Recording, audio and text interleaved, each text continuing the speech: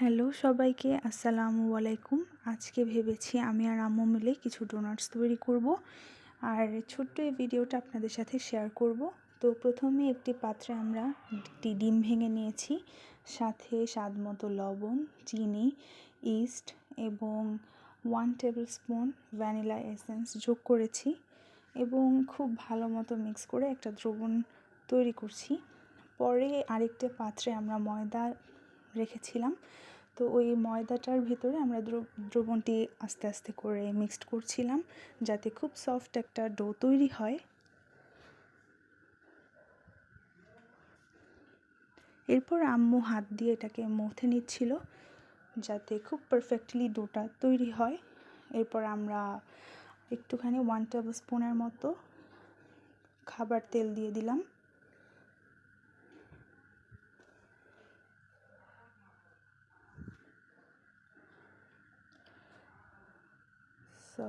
এভাবে মথে নেওয়ার পরে আমরা এই ডোটাকে 1.5 থেকে 2 ঘন্টার মতো রেস্টে দিয়ে দিব। প্রায় 2 ঘন্টা পর আমরা ডোটাকে আবার বের করে নিলাম। ডোটা অনেকটাই সফট হয়ে গেছে আগের থেকে, তাও আম্মু হাত দিয়ে একটু মথে নিচ্ছিল যাতে ডোটা আরও বেশি সফট হয় এবং ডোনাটগুলো পারফেক্টলি তৈরি হয়। আম্মু এখানে রুটির জন্য ডো থেকে কিছু কিছু অংশ নিচ্ছিল।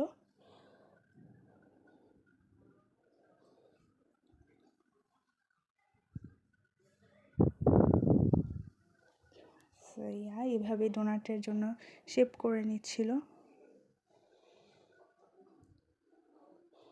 আসলে ডোনাটের শেপগুলো পারফেক্ট না হলেও এগুলোর টেস্ট কিন্তু অসাধারণ ছিল, আলহামদুলিল্লাহ। এরপর আম্মু ছোট্ট আরেকটা ক্যাপের সাহায্যে পারফেক্টলি ডোনাটের শেপ করে নিচ্ছিল।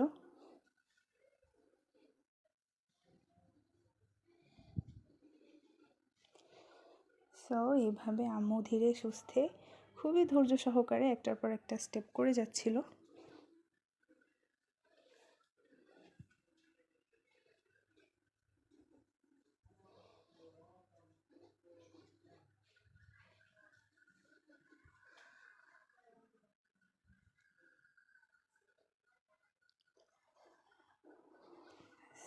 আমরা ওই ডোটুকু দিয়ে এতটুকু ডোনাট তৈরি করতে পেরেছিলাম। এরপর আম্মু প্যানের ভিতরে কিছু পরিমাণ তেল দিয়ে হালকা গরম হয়ে আসার পরে একটার পর একটা ডোনাট দিয়ে দিচ্ছিল। ডোনাটগুলো খুবই লো ফ্লেমে ভাজতে হবে যাতে ভিতর অবধি এটা সম্পূর্ণভাবে তৈরি হয়ে যায়।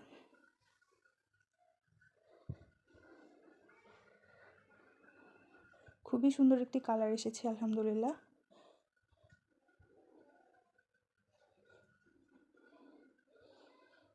এই ধাপটিও আম্মু খুব ধৈর্য সহকারে সম্পন্ন করেছে, আলহামদুলিল্লাহ। আসলে এক একটা কাজের জন্য খুবই ধৈর্যের প্রয়োজন হয়।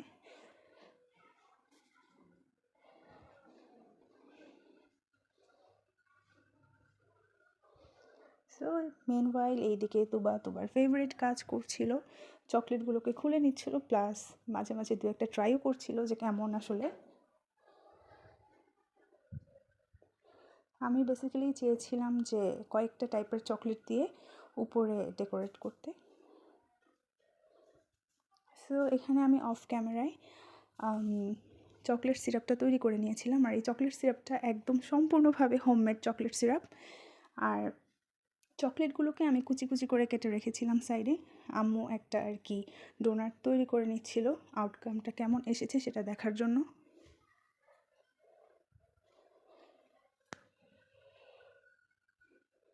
এরপর আমিও একটু ট্রাই করছিলাম, দেখি কাজটা করতে কেমন লাগে। আসলে এটা তৈরি করা খুবই ধৈর্যের ব্যাপার, প্লাস অনেক সময় সাপেক্ষ একটা কাজ। পরবর্তীতে আমরা সবাই মিলে কাজটা করে ফেললাম।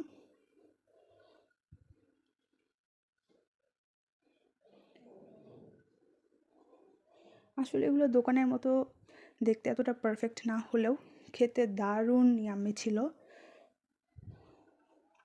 প্লাস এটা হেলদিও, কারণ শত হোক বাসায় বানানো।